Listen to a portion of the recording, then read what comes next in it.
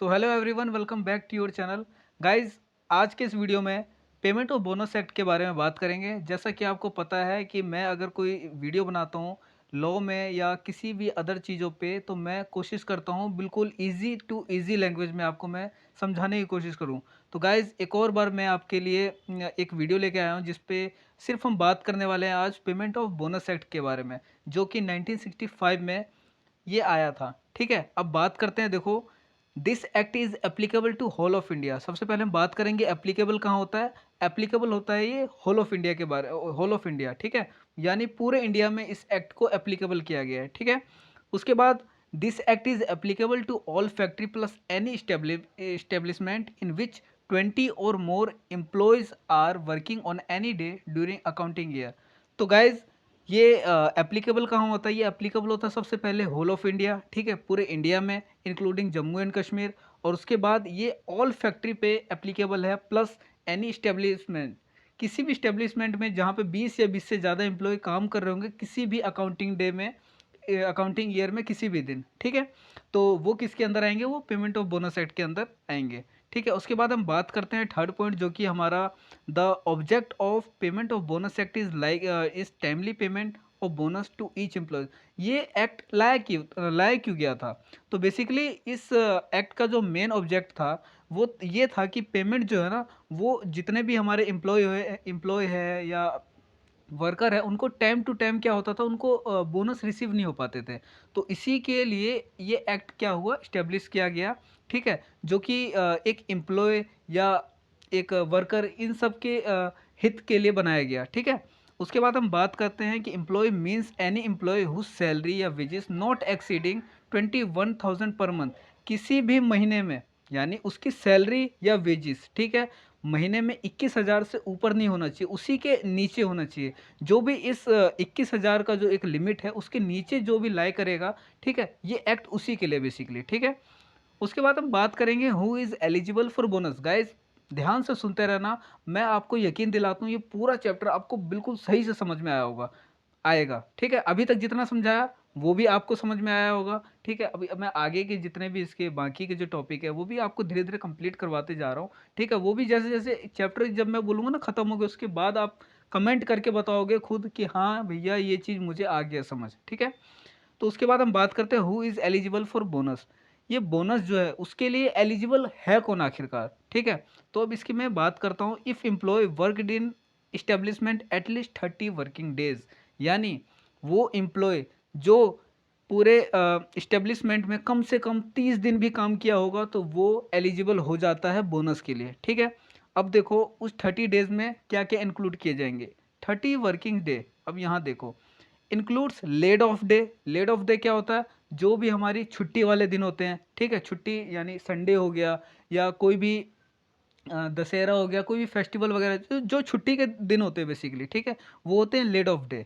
उसके बाद paid leave, leave वाले दिन जो होते हैं, प्लस एब्सेंट हुआ वो एम्प्लॉय जो डिसेबलमेंट के चक्कर में या एक्सीडेंट कह लो, एक्सीडेंट हो गया, ठीक है, या मैटरनिटी लीव के चक्कर में।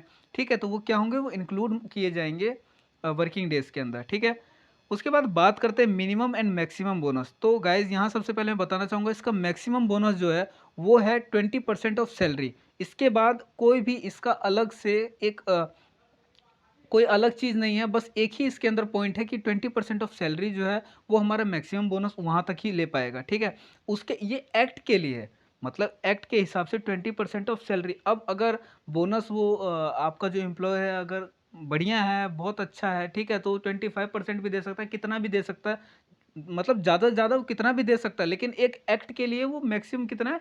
20% ऑफ सैलरी।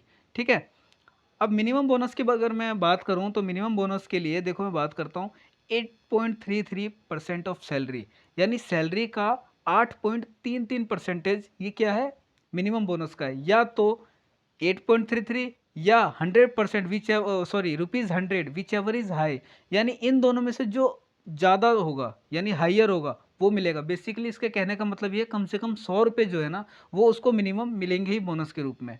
ठीक है, फिर अगला पॉइंट इसका है कि minimum bonus must be payable whether or not there is any profit, यानी कंपनी प्रॉफिट में है लॉस में है उससे कोई मतलब नहीं है, मिनिमम बोनस मिलेगा ही मिलेगा एम्प्लॉय को। ठीक है, if salary exceed ₹7,000 per month then minimum bonus will be calculated on 7,000। यानी 7,000 से ज़्यादा अगर सैलरी एक्सीड कर रही है, यानी 7,000 से ज़्यादा अगर आपकी सैलरी है, तो आपको मिनिमम बोनस किस पे कैलकुलेट होगा? 7,000 पे। ठीक है, यानी मिनिमम बोनस तो आपको 7,000 पे कैलकुलेट होगा, ज़्यादा से ज़्यादा 20% अभी हमने ऊपर बात की थी। ठीक है, इसके बाद if company suffer losses then also company pay minimum bonus. जैसे कि मैंने आपको बताया कि अगर कंपनी लॉस करती है, ठीक है, लॉस में है, फिर भी उसको मिनिमम बोनस तो देना ही पड़ेगा। आप मैक्सिमम के लिए उसको नहीं बोल सकते, लेकिन मिनिमम जो क्राइटेरिया है वो कंपनी को क्या करना पड़ेगा? करना ही पड़ेगा फॉलो। ठीक है, उसके बाद कुछ एडजस्टमेंट है, जैसे कोई पूजा वगैरह फेस्टिवल वगैरह होते हैं, तो उसके लिए हम कैसे कैलकुलेट करेंगे? तो देखो यहाँ इंटरिम बोनस जो होता है, यानी पूजा बोनस कहते हैं हम इसको। ठीक है, इंटरिम बोनस यानी Puja bonus must be adjusted with final bonus. ये फाइनल बोनस के साथ क्या होगा? एडजस्ट किया जाएगा। ठीक है, जैसे कि for example company mid of the year paid Holi bonus ₹100। 100 उसने क्या किया? कंपनी ने होली पे 100 बोनस दे दिया। उसके बाद एम्प्लॉय सैलरी 4810। 4810 जो है वो क्या है? एम्प्लॉय की सैलरी है। अब at the end of the year minimum bonus paid by the company कितना होगा? देखो 4,010 क्या है? 4,810 क्या है? उसकी एक उसकी सैलरी है। यहाँ देखो सैलरी है उसकी 4,810। इसका 8.5 सॉरी 8.33% निकालो तो ₹400 है। ठीक है, उसमें से उसने जब ₹100 पहले ही दे दिया तो अभी कितना? ₹300 और देगा। ठीक है, तो ये चीज़ क्या है? ये मैंने आपको एग्जांपल दिया कि समझाने के लिए अच्छे तरीके से आपको जिससे समझ में आए। ठीक है, उसके बाद नेक्स्ट पॉइंट की हम बात करते हैं कि टाइम लिमिट क्या है? तो time limit in case of, यहाँ देखो in case of dispute. Dispute क्या होता है? यानी किसी रीजन से क्या हुआ? विवाद हो गया। ठीक है, यानी एम्प्लॉयर एम्प्लॉय में कोई विवाद हो गया। ठीक है, अगर विवाद हुआ, और दूसरा पॉइंट क्या है? नो डिस्प्यूट, कोई विवाद नहीं हुआ। ठीक है, कोई बहसबाजी नहीं हुई है। अगर नहीं हुई है, ठीक है, नहीं हुई है तो क्या होगा? With in 8 months from closing of accounting year क्या होगा? सेटलमेंट हो जाएगा। ठीक है, अगर कोई नहीं है तो with in 8 months from closing of accounting year ये क्या हो सकता है?